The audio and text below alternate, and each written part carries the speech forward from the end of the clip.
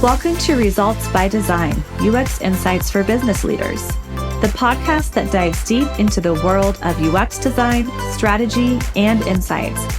Tune in, take action, and design your way to success. Hi, I'm Craig. And I'm Michael, and we are your hosts for the Results by Design podcast. Hey, Greg, how are you doing today? I'm doing well, Mike. How are you doing? I am doing great. It's a beautiful day in Seattle. Can't beat that. Can't beat that. Yeah, so let's tell the listeners what we're going to talk about today. Yeah, so today we're going to talk about the 5 high-value UX activities that most companies are not doing. And even adding one of these activities into the company's culture or workflow could create lasting value. How's that sound? That sounds great. Let's dive in. Well, we're going to do things a little bit different. We're going to change things up today. We're going to play rock, paper, scissors to see who goes first. Winner says their top 5 first in order, and then the loser follows. And we'll see what we have in common and what we have different on our list. How's that sound? You know, I'm good at this game. Watch out. Okay, ready? Are you ready?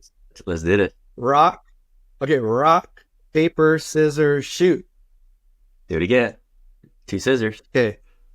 All right. Rock, paper, scissors, shoot. Shoot. Oops, I did scissors again. Shoot. Do it again. Did you do? Okay, ready? Rock, paper, scissors, shoot. All right, I win. Got a rock. Okay. All right, cool. All right. Well, why don't you go ahead and say your list first, and then I'll say mine. Yeah, so my top 5 are journey mapping.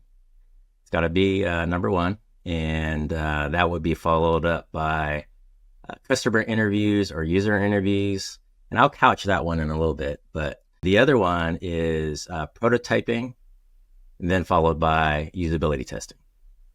Okay. Is that 5? I think that's 5. I think that's 4. That's 4? Oh, okay.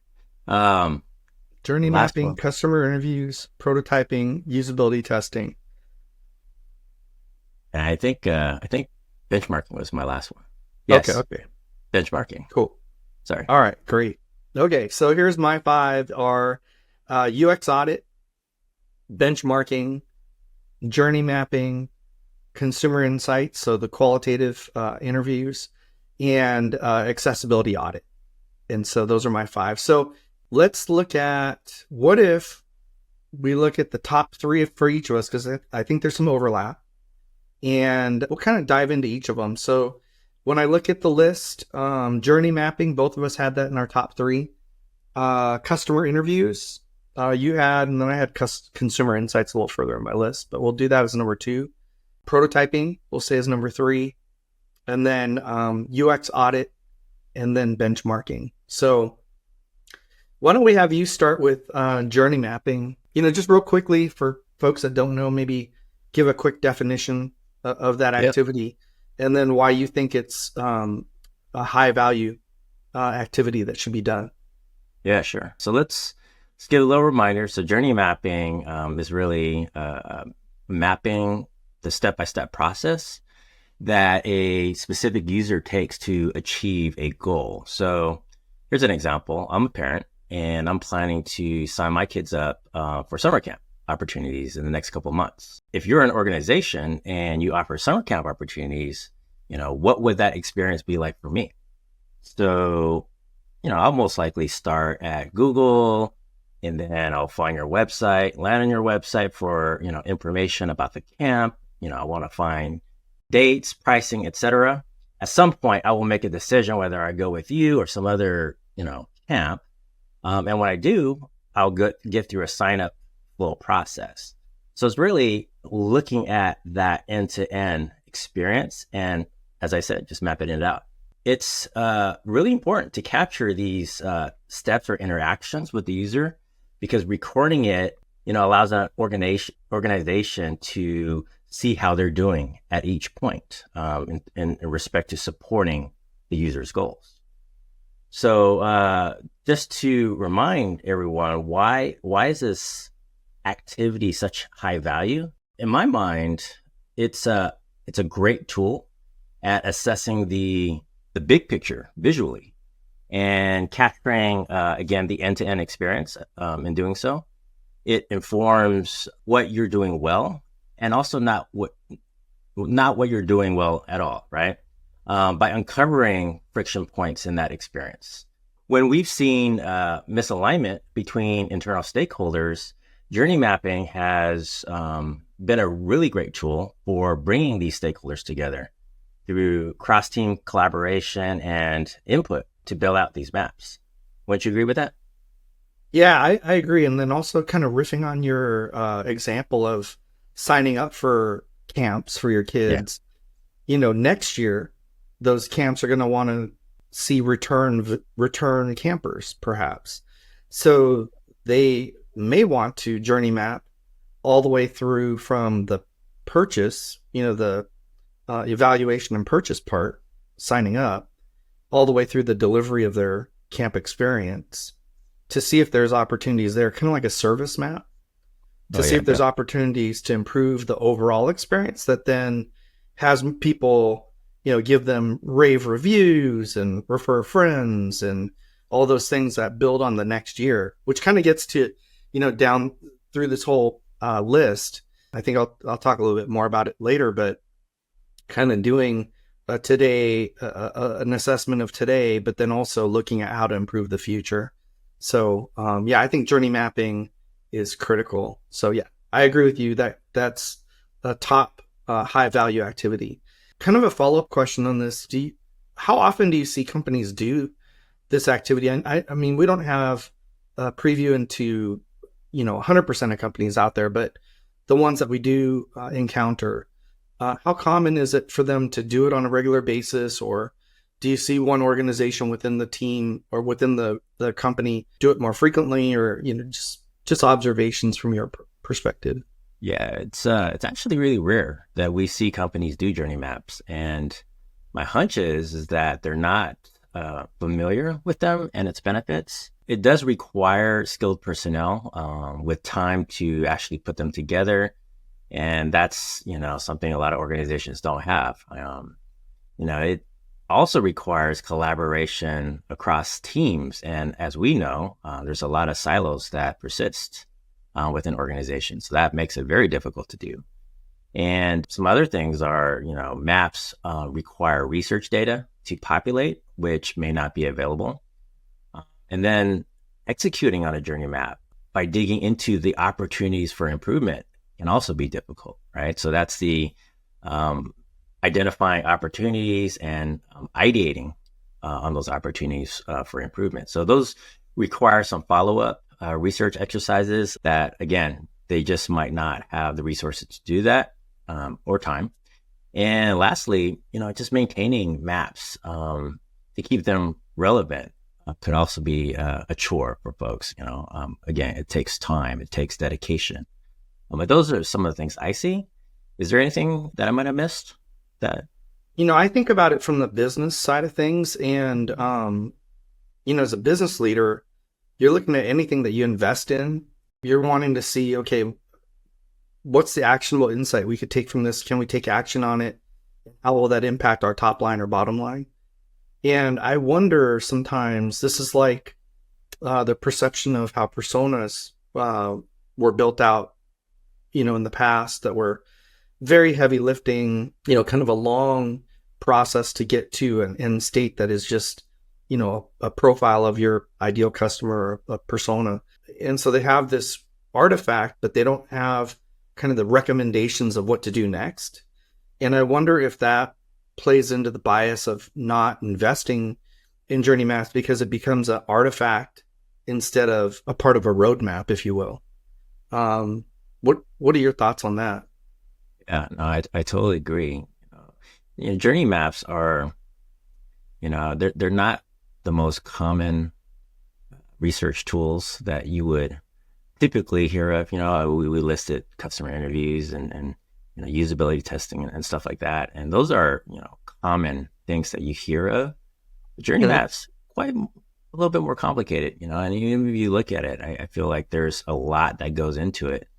So, to your point, I think integrating something like that into, your process of developing a product is, could be quite complex, and it requires a lot of commitment to, integrate it into your process, let alone,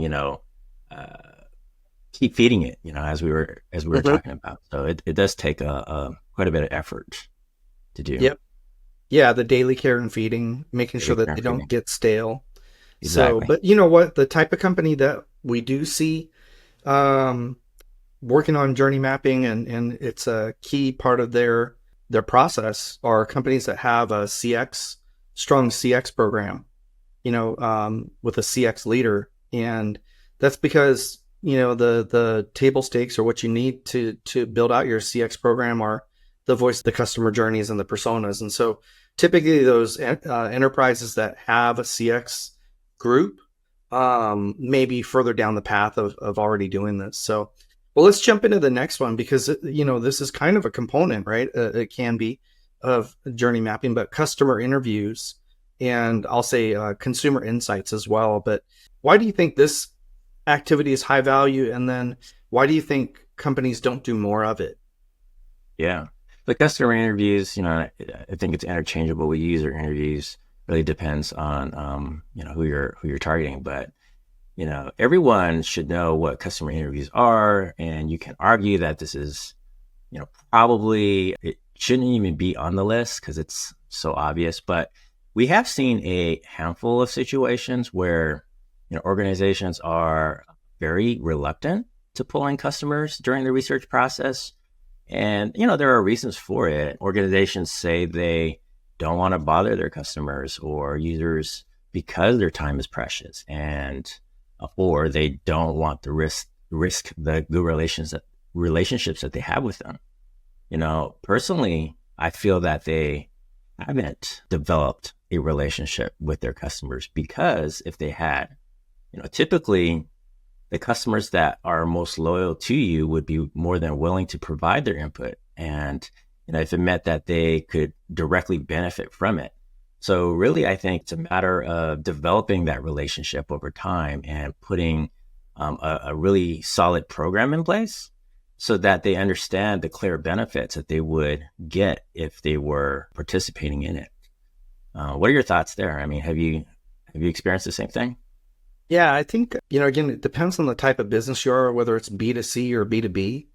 But on the B2B side, what I've seen that create flaws sometimes in the customer interview pool are, only pulling from your most loyal customers or not looking at new customers versus existing customers, or perhaps not spending enough time talking to the customers that are having issues or, and things like that. And to your point, I feel like a lot of times companies rely on quantitative data to really look at, gathering insights about the customers and what they're experiencing. But having to talk to the person one on one really tells you more about the why of what's going on with them.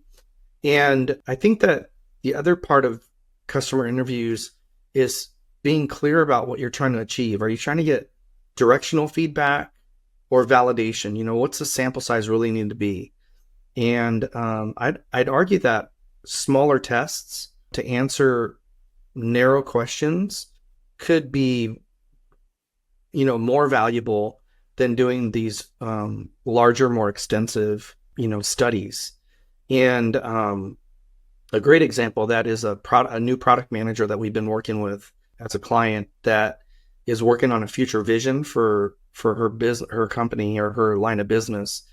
And she's building out the 3-year plan, incorporating how to incorporate AI and large language model into this customer experience. And she's using consumer insights to test ideas and gather directional feedback as one of the ingredients to her plan. But she's doing the heavy lifting, right, of the big other research, the writing out the narrative and all those things. But she's leveraging consumer insights to kind of add validation to the plan without it being a real heavy lift or a heavy research project. So, yeah, any other thoughts you have, Mike, on customer interviews and the value and challenges? Oh, I just, wanted to 100% agree with you that you need to balance out qualitative insights with, surveys. I mean, a lot of folks run surveys, and that can only get you so far. But to your point, smaller sample sizes, and I would add, more frequent sessions with customers or users, and getting fresh insights, because behaviors, attitudes change frequently, as well as markets change frequently. So really setting the cadence to stay in tuned, with them is extremely important. Great. Cool. All right, cool. Let's jump over to prototyping then. Why don't you frame prototyping from your perspective, and then again, why you think it's high value activity, and how often you see companies doing it. Yeah.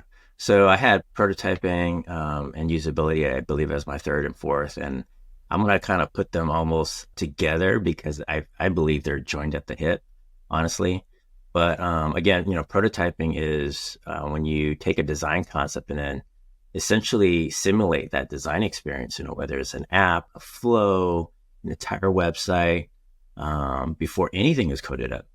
And, it's a very high value exercise because it brings tangibility. And I think we've mentioned this so many times in previous podcasts, but tangibility is very important because it gives you all sorts of insights, and I believe to various parties, including design, product, development, leadership, and users, right? So, where usability testing comes in play is that usability testing is assessing the validity of, the design experience by putting it in front of actual users. So, these can include having them try to accomplish defined tasks, providing qualitative feedback at the same time, very similar to, a customer interview. So thus, when you have a prototype that you can, put through usability testing, you're getting very rich data that you can use to refine your product. And note, I'm using, the word product and design experience interchangeably. But again, very high value insights that you can get from the two of these exercises combined. What do you think? Yeah, I think one thing that you said that is a mindset is when you talk about a product. I think in some cases companies think about their website as quote unquote a website, and they don't think about it like a product. Whereas companies that leverage their website to sell their product or support their product really look at the website as more of an application that is a product itself. And prototyping and testing in that environment seems to be more common, obviously, because it's it's a tool that helps them sell more, sell faster, or be more profitable. And prototyping to me has many uses, to your point about testing with end users, being able to validate, the experience, get that feedback, which is huge insights. But, as I've talked about many times, prototyping for the business internally is huge as well, to cast the vision and get alignment on the vision, because it's tangible experience, not a static design. So yeah, I think prototyping, and what we've seen also in the last 5 years, is prototyping has become kind of the de facto standard, right? It's part of our process, it's part of what we do, and if a client isn't using that as a part of their process, we introduce it to them. And I think also, and I'll ask you this from your perspective, since you're the practitioner, I think also the tooling for prototyping has become lighter weight and more nimble. So it allows the prototype to be built in a more rapid manner and iterated upon versus, how it was done before. So is that true, Mike, from a practitioner's perspective, that the tooling's making this prototyping a lot more accessible for companies? Yeah, 100%. It is so much easier than, just 5 years ago, and it's getting even better. And, the advances of adding variables and stuff like that in Figma make it even look as if it was coded, right? In a way it is coded with, an actual built-in database, right? To get that simulation. But Yeah, tools and technology have really advanced. And, I did want to add something that you had mentioned earlier about prototyping as a tool for leadership. What we've seen is it's a great communication tool that has worked wonders with leadership in terms of, getting the approvals needed to, get early funding to advance specific initiatives within an organization because of that tangibility that we were talking about earlier. But then also, you combine that with usability testing, the numbers that back up, as evidence, the performance of designs, right? The potential performance of designs is exactly what leadership is looking for, right? They want to know, is this new thing that we're going to put out in the wild, is it going to work, right? Before you even build it. And having the quantitative and qualitative data to show early on, it has been, again, a great tool for them to make business decisions. Yeah, that's great. Yep. All right, cool. Well, let's see, we're on to number 4. So number 4 is UX audit. I'll jump in and kind of provide my description of it and then have you follow on. But from our perspective, a UX audit, many of the components of this companies are already doing. But what it is a more structured approach to evaluating the user experience of your product, your website, your tool. And it starts with, the persona or the user profile, defining who that is and what they're doing, what they're trying to accomplish in this digital experience. And then it's reviewing analytics, looking at user behavior monitoring. And when we talk about user behavior monitoring, there's tools like Full Story or Hotjar out there. And people oftentimes think about the heat maps that are available. And really the most valuable part of the user behavior monitoring is the session recording. Because if you look at behavior on the session recordings that you can capture, it's almost like looking at a time-lapse photography where you see a picture of cars going down the highway. You see a blur of white lights going one way and a blur of red lights going the other way. And then you see one or two vehicles taking this exit. And what session recording allows you to do is kind of start thinking about, well, why did they do that? And then going back and then doing some research around the why of that. Next, in addition to the personas, the analytics, the user behavior monitoring, then it's doing a UX evaluation or a heuristic evaluation with a set checklist. And so we use a 10-point checklist to look at different elements of usability as we're doing that evaluation.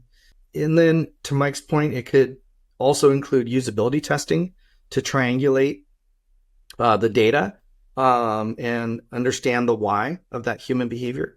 And then it wraps up with UX recommendations. So turning that data into actionable insights. And, we call it a UX audit. Other people may call it something differently. But the reason I say it's high value is, most companies have at least a good portion of this data. It's just not coalesced, synthesized, and analyzed in a way that you can then get actionable insights from. And like I mentioned previously, business leaders, if they're going to put money into a research project, they want to know that there's some actionable insights that'll produce outcomes. And again, those outcomes are to sell more, sell faster, and be more profitable. And so the audit, I think, is high value because it's a place to start for benchmarking. And it's also a place to start for your plan, your roadmap, your recommendations. So, Mike, what would you say about that? Yeah, no, I actually have a question for you. So if you had the organization had a firm do a UX audit, how important do you think it is to have that same firm execute on the recommendations, or is it something that you feel they can go to somebody else to execute on? That's a great question. I think the audit and the output should be able to stand alone. If it's high quality work, it should be able to stand alone to where that can be handed off to another internal team, another external team, and give them guidelines with confidence that, the research was sound, it was unbiased, the findings are relevant, and the recommendations are clear or crisp. So if I was doing it and I was thinking, okay, I'm going to have an internal person take this on, what I might do is have the consultant that did the audit retain them for a few hours, or a month, or however long it takes for our team to start ingesting all this information and then starting to work through the list of recommendations, just for context and clarity, in case there's something that we have a question on, go back to the researcher that did the work. But, Mike, what are your thoughts? Yeah, no, I totally agree. I think that if a UX audit is done well, it can and should stand alone. The recommendations should be clear enough to be interpreted by anybody, right? You can go as far as, putting some really rough visuals if necessary. Otherwise, my recommendation is just to describe clearly in words, what the opportunities are, and, obviously allow whoever's executing it to take it from there. But I also, I wanted to go back to something you were saying earlier about, using a UX audit as a benchmark. And I think that there's definitely overlap there. A UX audit can very well be the initial benchmark for an experience. And, I think that was on our list. I think it was fifth on my list. But it's very important that, organizations measure how an experience is doing, right? The current experience is doing compared to, how it's doing after they've implemented whatever improvements they've done, because you won't know what the ROI is, what the metrics are of success. And, for a lot of organizations, it's super important. You think about organizations who are less mature from a UX standpoint. They're wary sometimes of even embarking on anything UX related, right? They're always hesitant. Should we even do this? Is it even worth it, right? And so they're looking for that confidence, and you won't get that confidence unless you benchmark something to figure out how well it's done. Now, on the far end of the spectrum, where you have a very mature organization, they'll benchmark, but they benchmark for different reasons. Not because they need the confidence to do a UX exercise, but more so the confidence in the experience that they're actually implementing, right? Because they're very in tune with the iteration process and improving and conducting these experiments, if you will. So again, nuanced in terms of motivation, but the through line is that benchmarking is critical for any organization to do. Yeah, I Sorry agree. for a long-winded answer. It's actually funny. I mean, that was a great segue, because that's our when we look at our combined list, benchmarking was on our list. And, it's the thing I think that's so important about it is it implies that the activity isn't a one and done activity. It's systematic. There's a rhythm to it. And there's value in that, learning from previous mistakes or learning from improvements, or, yeah, we've already tried this and it didn't work, or it did work. Having that library of information accessible, so that when the next group comes in to work on something internally, they're not recreating the wheel. It's a lot of companies are executing on design systems because they're trying to create consistency across teams and across groups as they're designing and building out components and elements of their site or their product. And this is kind of the other side of that. It's here's what the experience is today. Why is it that way? Have we tried these things? And right. Benchmarking allows for those answers to already be in a repository or in a library. So that's great. Thank you for saying that. As we go through this whole list of our top 5 or top 3 each. Again, that benchmarking one was kind of a common one that was on our list.